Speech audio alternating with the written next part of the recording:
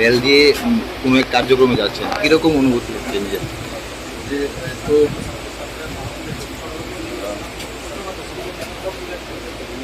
প্রথমবার ত্রিপুরা থেকে আমি ট্রেনে চড়েছিলাম 2013-14 তখন একটাই ট্রেন চলতো মাঝরাতে। প্রথমবার আমি ত্রিপুরা থেকে ট্রেনে চলে কোথাও যাচ্ছি।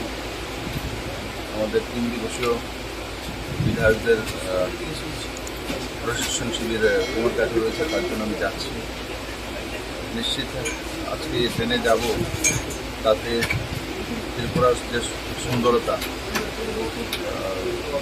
সেটা অনুভব করব। আর সঙ্গে সঙ্গে আম জনতা ট্রেনে সফর করে, শিলচর আগরতলা ট্রেন, সেটা সাধারণ জনতার সঙ্গে একবার সাক্ষাৎকার করব। আমি আশা করি জার্নিটা আমার জীবনে খেয়াল থাকবে। এগুলো করার জন্য বাস্তবে কী আছে, বাস্তবে কী আছে সেটা দেখা উচিত। আমি আশা করি যে এই মানসিকতা নিয়ে আমি আজকে ট্রেনে সফর করছি, এটা নিশ্চিত সফল হবে। আর জনতার সঙ্গে রুবরু হবো, এই 2 ঘন্টা পাবলিক সঙ্গে থাকবো এবং তাদের অনুভূতি শেয়ার করবো। একটাই আপনি লাইভে আসছেন এবং বিভিন্ন বিষয় নিয়ে কথা বলবেন, যদি বলেন কি কি বিষয় আছে সেখানে? সোশ্যাল মিডিয়ায় একটা দেখা গেছে আপনি ফেসবুকে বলেছিলেন যে আজ একটাই ফেসবুকে আপনি লাইভে আসবেন, সেই বিষয়ে কি কিছু বলা?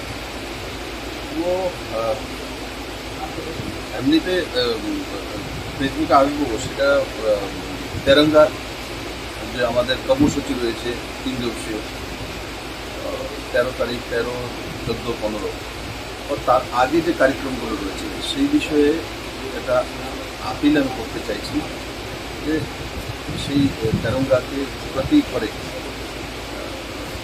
উত্তোলন করা, এবং সেই উত্তোলনের মাধ্যমে একটু সঙ্গে সঙ্গে রাষ্ট্রপ্রেম, এই দেশের প্রতি সাকারাত্মক আত্মিক মানসিকতা। দেখুন, যখন কোনো দেশের মধ্যে রাষ্ট্রপ্রেম না থাকে, দেশত্ববোধ কম হয়, সেই দেশগুলোকে নিয়ে আর্থিকভাবে এগিয়ে যেতে পারে না বা সামাজিকভাবে এগিয়ে যেতে পারে। তার জন্যই আমরা ফেসবুকের মাধ্যমে জনতার কাছে যাবো, আপিল করবো। আর সেটা মাননীয় প্রধানমন্ত্রীর নেতৃত্বে দেশ জুড়ে হচ্ছে যে আমাদের রাষ্ট্রীয় সভাপতি শ্রী জে.পি. নাড্ডাজি সেই বিষয়তে নির্দেশিত করেছে এবং সারা ভারতে 75 বছর পূর্তি উপলক্ষে আজাদির সেই উৎসব পালন করবে। নিশ্চিত নতুন জোশের সঞ্চার হবে। Thank you. সভাপতি সহ বেশ কয়েকজন কেন্দ্রীয় নেতৃত্বের সাথে দেখা করেছেন, মূলত কী কী বিষয় নিয়ে তাদের সাথে কথাবার্তা হয়েছে? দেখুন, এগুলো আমার সৌজন্যমূলক সাক্ষাৎকার, কারণ আমি মুখ্যমন্ত্রীর পদ থেকে আমভারতে যাওয়ার পর অনেকেই আমার সঙ্গে দেখা করতে চাইছিল, অনেকেই অনেকেই সবাই করেছে। তার জন্য সবার সঙ্গে একবার কথাবার্তা বলা, পৃথিবীর একটা পরিবার, এখানে যারা যারা কেন্দ্রীয় মন্ত্রী আছেন বা আমাদের রাষ্ট্রীয় আছেন, তিনি বাল্যকাল থেকে স্বয়ংসেবক, বিদ্যার্থী পরিষদের কার্যকর্তা, আর তারপর ভারতীয় জনতা পার্টির সর্বভারতীয় সভাপতি। তো সেই মহানুভব বা এইসব ব্যক্তিত্বের সঙ্গে এটা নিবিড় সম্পর্ক আমার ব্যক্তিগত রয়েছে, কারণ আমি দীর্ঘদিন দিল্লিতে ছিলাম। তো সেইভাবে ব্যক্তি আজকে পদে থাকবে, কালকে থাকবে না, কিন্তু ব্যক্তিগত সম্বন্ধটা সেটা বজায় রাখা উচিত। এবং তাতে বিজেপিকে একটা পারিবারিক পার্টি, সেটাও প্রতিফলিত হয়, যেটা অন্য পার্টিকে নেই।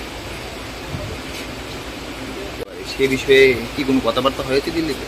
দেখুন, এই বিষয়ে পার্টি সিদ্ধান্ত করে। আমাকে জিজ্ঞাসা করে, আমাকে পার্টি বলে আপনাকে হবেন কিনা সিদ্ধান্ত জিজ্ঞাসা করেন। আমি যখন চিফ মিনিস্টার হয়েছিলাম, আমাকে এসে জিজ্ঞাসা করেনি আপনি চিফ মিনিস্টার হবেন কিনা। আপনার থেকে কি কোনো মতামত নিয়েছে দল বা এ বিষয়ে? তো মতামত যদি আমার কাছ থেকে নিয়েও থাকে, আমি তো বলবো না, সেটা সার্বজনীন করবো না, কারণ সেটা সার্বজনীন করার অধিকার রাষ্ট্রীয় সভাপতি জে.পি. নাড্ডাজি। আর তেনার কাছে যেই অধিকার রয়েছে সংগঠনে, সেটাই ব্যবহারিক, সেইভাবেই চলা উচিত।